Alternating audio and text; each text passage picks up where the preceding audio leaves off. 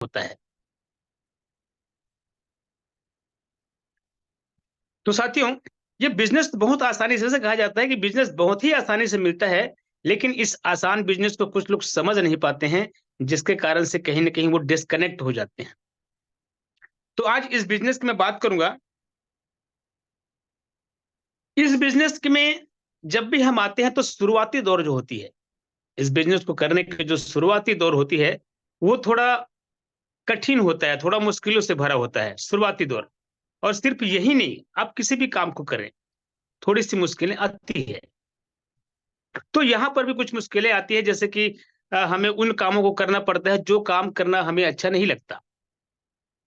जिस काम को करना हमारा मन नहीं चाहता कि हम ये करें, हमको अच्छा नहीं लगता, वही काम को यहाँ पर करना पड़ता है और उसी काम को करके यहाँ पे सफलता हासिल होती है।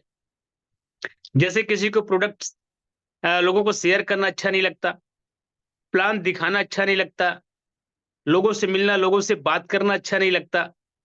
ये बहुत सारी चीज़ें हैं जो अच्छा नहीं लगता, लेकिन इन्हीं चीज़ों को अगर हम करते हैं, तो सफलता हमें मिलता है। तो यहाँ पर बहुत सारी चीज़ें आती हैं, हमारे चाहने पर डिपेंड करता है। अगर हमारे सपने बड़े हैं, हमारा लक्ष्य बड़ा है और हम विश्वास करते हैं अपने सिस्टम पर, प्रोडक्ट पर, प्लान पर, अपने बिज़नेस पर, और सबसे ज़्यादा विश्वास तो अपने को खुद पर करनी होती है। अगर खुद पर है विश्वास कि मैं ये सब कर सकता हूँ, तो ऑटोमैटिक सफलता हमारे नज़दीक आ जाती है। और कहीं हम गुरेज करेंगे किसी को प्रोडक्ट दिखाने से, किसी को प्लान दिखाने से, अपॉर्च्युनिटी दिखाने से, तो हम इस बिज़नेस में सफल नहीं हो सकते। और यही कारण होता है बिज़नेस में फेल होने का। साथियों, लोगों से बात करना अच्छा नहीं लगता, लोगों को समझाना, मनाना अच्छा नहीं लगता, लेकिन इन्हीं काम को करते हैं, तो हमको हमारी मंज़िल हमें नज़दीक दिखाई देती है।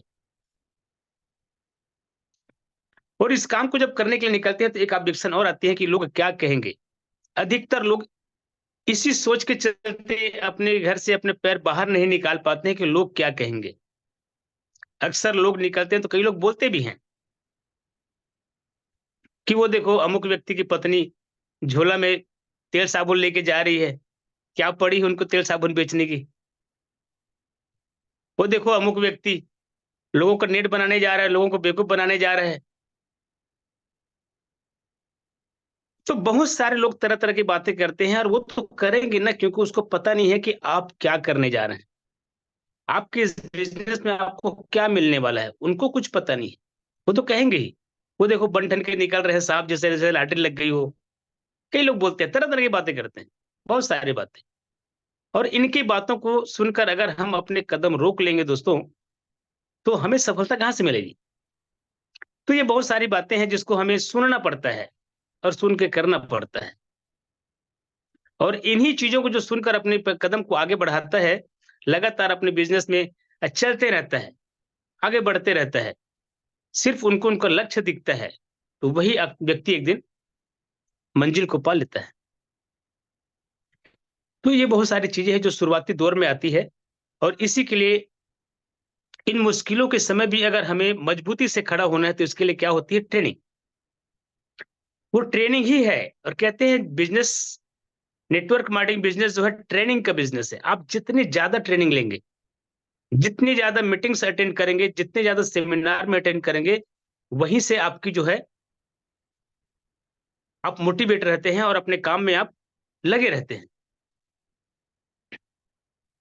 और जो व्यक्ति अटेंड करता है, बिल्कुल रेगुलर अटेंड करता है, अपने सीनियर के साथ लगे रहता है, अपलाइन के साथ लगे रहता है, सिस्टम के साथ लगे रहता है, वही व्यक्ति धीरे-धीरे करके आगे बढ़ता है। लेकिन जो मीटिंग्स में नहीं आते, ज़ूम में नहीं आते, सेमिनार अटेंड नहीं करते, अपलाइन की बातों को नहीं मानते, उसके कहने के अनुसार अपना काम नहीं करते, कहीं न कहीं उसको रिस्पेक्ट नहीं देते, इसके वजह से ही वो इस बिज़नेस से पीछे हो जाते हैं और कहीं न कहीं नेगेटिविटी उसके अंदर चली जाती है। तो यहाँ पर जैसे कि हमारे एमडी सर जी ने एक बार सेशन लिया था, उस सेशन में उन्होंने कहा था कि यस सर, यस सर वो शब्द है जो इस बिज़नेस में आपको सफलता दिला सकता है। सिर्फ़ एक ही शब्द यस सर, अगर आप अपने सीनियर्स को, अपने अपलाइन्स को, सीएमडी को, एमडी सर जी को, सिस्टम्स को, प्रोडक्ट्स को, प्लान को यस सर कहते हैं, सारी चीज़ों को यस सर करके एक्सेप्ट करते हैं, धीरे-धीरे अपने आप के आप ढालते चले जाते हैं, अपनी कमी को दूर करते चले जाते हैं, तो ऑटोमेटिक आप एक दिन शानदार लीडर बनते हैं और बेहतरीन बेनिफिट जो इस बिज़नेस से होती है, उस सारे बेनिफिट्स को आप लेने के लिए अपने आप को तैयार कर पाते हैं। तो यहाँ पर बहुत कुछ त्याग भी करने पड़ते हैं, कुर्बानियाँ भी देनी पड़ती है, बहुत सारे लोगों को सुनने और सहने पड़ते हैं। कहते हैं पथ, पथ एक शब्द होता है, पथ मतलब होता है रास्ता। जहाँ पर पी माने पैशंस, ए माने एटीट्यूड, टी माने टीच, एच माने ऑनेस्टी। ये 4 चीज़ें हैं, पैशंस, एटीट्यूड, टीच और ऑनेस्टी। ये 4 ऐसे शब्द हैं, इन चारों शब्दों को अगर आप शब्दार्थ समझ जाएँ, तो आप इस बिज़नेस को बहुत ही शानदार तरीके से, ईज़ी तरीके से आप कर सकते हैं, बहुत बेहतर तरीके से। इसमें और कोई बहुत बड़ी चीज़ नहीं है, सिर्फ़ कुछ चीज़ें हैं जो अपने अंदर में नहीं है, उसको लानी पड़ेंगी इस बिज़नेस के लायक, और जो बिज़नेस के लायक हमारे अंदर में है, हमको उसकी ज़रूरत नहीं है, उसको बाहर निकालना पड़ेगा। इसी को कहते हैं, क्या कमी है अपने अंदर उसको ढूँढिए और बाहर कीजिए, जो नहीं है उसको आप अंदर लाइए। तो अच्छी चीज़ों को हम अंदर डालेंगे, तो वही चीज़ें बाहर भी निकलेंगी, और हम गलत चीज़ों को अंदर डालेंगे, तो गलत चीज़ें बाहर निकलेंगी। तो यहाँ पर जो बता रहा हूँ मैं, पैशेंस पैशेंस बहुत आवश्यक होती है इस बिज़नेस में, क्योंकि शुरुआती दौर में इतनी मुश्किलें आती हैं, और यहाँ पर पेशेंस रखना पड़ता है। जो व्यक्ति उन मुश्किलों को समझने का प्रयास करेगा, पेशेंस के साथ रहेगा और सीनियर के साथ लग कर रहेगा, वही व्यक्ति समझ पाता है। शुरुआती दौर में हमें बहुत सारी चीज़ें गलत लगता है, क्योंकि हमें बिज़नेस की परख नहीं होती है, समझ नहीं होती है। तो हमें ये लगता है कि हमारा सीनियर हमारे साथ गलत कर रहा है। इस बिज़नेस में ये गलत है, यहाँ पर ये होना चाहिए। हम अपना दिमाग लगाने की कोशिश करते हैं।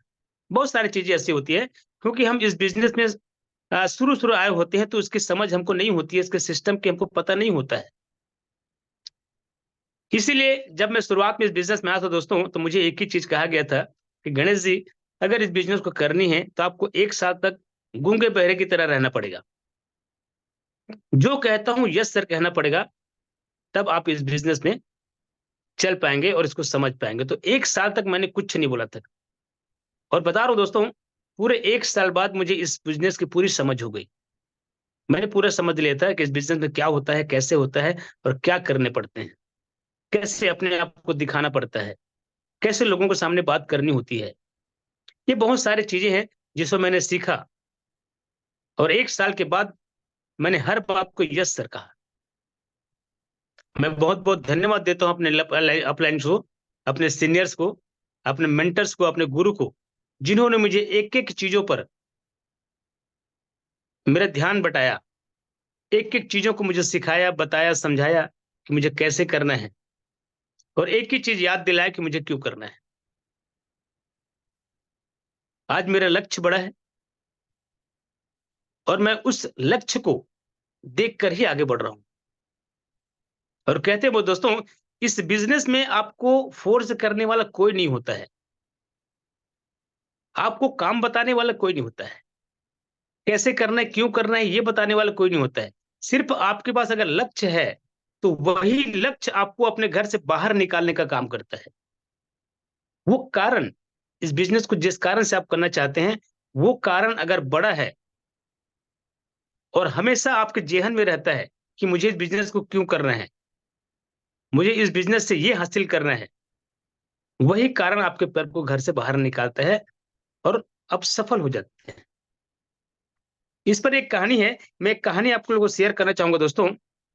एक बहुत ही मार्मिक कहानी है, बहुत ही शानदार कहानी है, जिसको मैंने सुना था एक समय में, और उन्होंने मुझे बहुत प्रोत्साहित भी किया। एक लड़का था, एक लड़का था और उसकी माँ के घुटने की ऑपरेशन था। उसके लिए उसको हॉस्पिटल लेके जाना था और वहाँ पर ऑपरेशन की प्रक्रिया हुई थी, 3 दिन तक उसको वहाँ पर रुकना पड़ा। कहते हैं एक मरीज के साथ एक अटेंडेंस होता है, ये ज़रूरी होता है। उसी तरीके से लड़का अपनी माँ के साथ गया हुआ था अटेंडेंस के रूप में और 3 दिन तक वहाँ पे एडमिट था क्योंकि ऑपरेशन हुआ तो उसके होने के बाद आराम करने के लिए 3 दिन की आवश्यकता थी। तो 3 दिन लगातार अपने माँ के साथ वहाँ स्टेशन वो इस हॉस्पिटल में उन्होंने बिताया और बिताने के बाद उन्होंने ध्यान से तीनों दिन उन्होंने देखा कि एक नर्स वहाँ पे एक नर्स थी, वो रोज़ डॉक्टर के आने के आधा घंटे पहले उस रूम में आती थी और उस रूम में बहुत सारे पेशेंट थे और तो वहाँ किसी को मरहम पट्टी करनी होती है, किसी को दवाई देनी होती है, किसी को इंजेक्शन लगानी होती है, किसी को दवाई खिलाना होता है, किसी की बीपी टेम्परेचर चेक करने होते हैं, तो ये वो नर्स आके करती थी। लेकिन उनको अपने काम करने में पेशेंट लोग बाधा डालते थे। कई लोग बोलते थे, चिल्लाते थे, मोटी-मोटी इंजेक्शन लेके आ जाते हैं, बहुत दर्द करता है, दवाई खिलाते हैं, बोले कड़वा-कड़वा दवाई खिलाता है। पेशेंट जानते हो कैसे होते हैं, चिड़चिड़ा होता है, चिड़चिड़ाहट होती है। तो वो कई लोग गाली भी बकते थे, कई लोग अपशब्द भी कहते थे, कुछ भी बोलते बोलते थे।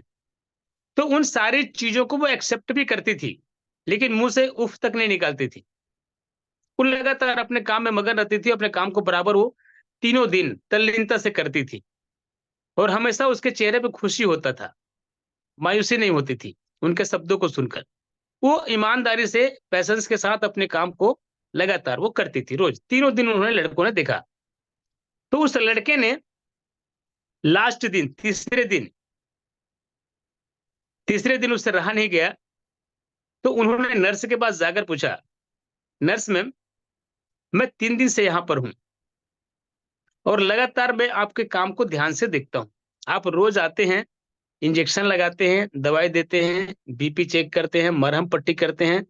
अ, मतलब सारे सामान आप ठीक करते हैं, सारी चीज़ों की एडजस्टमेंट करते हैं, आप सबकी देख-रेख करते हैं, पूछ-परख करते हैं, जहाँ पे कमी हो सब कुछ आप करते हैं। लेकिन बदले में आपको लोग चिल्लाते हैं, धुतकारते हैं, गाली देते हैं, फिर भी आप उनके शब्दों पर रिएक्ट नहीं करते आप। आप अपने काम में मगन रहते हैं। आप ये कैसे कर लेते हैं?" लड़के ने पूछा कि आप इतनी कठिन काम आप कैसे कर लेते हैं?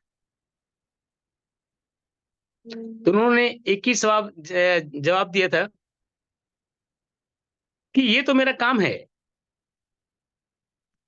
और मैं उन पर क्या चिल्लाऊँ? दिखाना। वो बेचारे तो खुद पेशेंट हैं। अगर उनको समझ होती तो थोड़ी बोलते। इतना शब्द बताया उन्होंने। तो साथियों, इसी चीज़ को हमें भी याद रखना है। दिखाना। आज देखो उन्होंने अपने सारे काम ईमानदारी से किए, उफ़ तक नहीं निकाला क्योंकि पता है उसका काम क्या है। उनका काम है इनको सर्विस देना। बदले में वो क्या दे रहे हैं उससे उसको कोई मतलब नहीं है। ये क्या दे रहे हैं पेशेंट को ये इनका काम है और यही उनको याद रहता है। उसी तरीके से हम भी जब फील्ड में जाते हैं, लोगों से बात करते हैं, तो हमें भी तरह-तरह के रिजेक्शन मिलते हैं, तरह-तरह के सवाल मिलते हैं, जवाब मिलते हैं लोगों के। क्यों मिलते हैं? क्योंकि उनको समझ नहीं है हमारे बिज़नेस की, लेकिन हमको तो समझ है कि हमें हमें इस बिज़नेस से क्या मिल सकता है।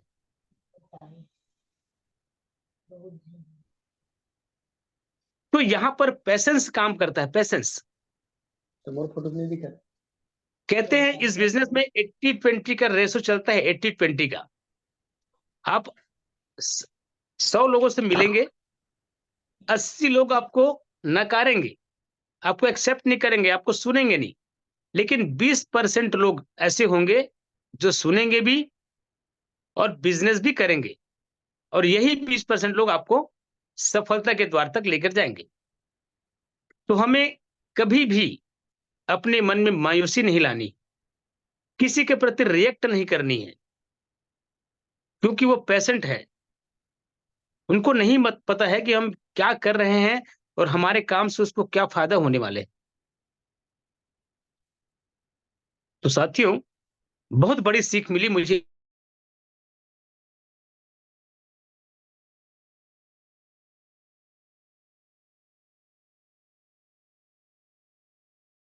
अगर मेरी कहानी अच्छी लगी हो, तो बिल्कुल भी आप लोग थोड़ा समझने का प्रयास करें, क्योंकि ये कहानी हर एक की है। कहते हैं दुनिया में हर व्यक्ति एक किरदार निभा रहा है। कौन अपने किरदार को किस तरह से निभा रहा है, उसी के रूप में उसको सफलता मिलती है।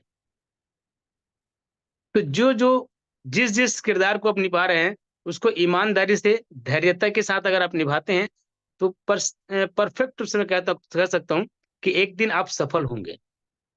क्योंकि यहाँ पर सिस्टम है, यहाँ पर सिस्टम बना हुआ है। आप सिस्टम से बाहर होंगे, तो ही फेल हो सकते हैं। अगर सिस्टम पे चलेंगे, तो कभी भी फेल नहीं हो सकते। और जो हमारा सिस्टम कहता है, उस सिस्टम के हिसाब से अगर आप अपने आप को सिखा लेते हैं, बना लेते हैं, संवार लेते हैं, तैयार कर लेते हैं, तो 100% आपकी सफलता है। सिर्फ सिस्टम को फॉलो करना है, जो सिस्टम कहता है। और जो चीजें यहाँ पर है हमारी सफलता के लिए, उन सारी चीजों को अगर हम सीख लेते हैं, समझ लेते हैं, जैसे कि प्रोडक्ट की नॉलेज, प्लान की नॉलेज, प्रोफाइल की नॉलेज, इस बिजनेस के बेनिफिट्स, किस तरह से हमें लोगों के बीच में जाना है, किस तरह से अपनी बातों को रखनी है। ये बहुत सारी चीजें होती है, जिसको हम बखूबी करना अगर सीख जाते हैं दोस्त, तो यकीन मानिए फेल तो हम हो ही नहीं सकते। और कहते हैं इस बिजनेस को लोग अ, फेल हो जाते हैं, फेल होते नहीं है।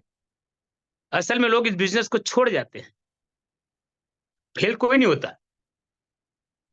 पैस पास और फेल वाली कोई किस्सा नहीं है यहाँ पर। अगर आप नहीं कर पा रहे सही तरीके से, और अपनी कमियों को दूसरों पर डाल के आप छोड़ देते हैं, तो छोड़ना हुआ ना, फेल होना का हुआ। तो अपनी कमी की वजह से इस बिजनेस को हमें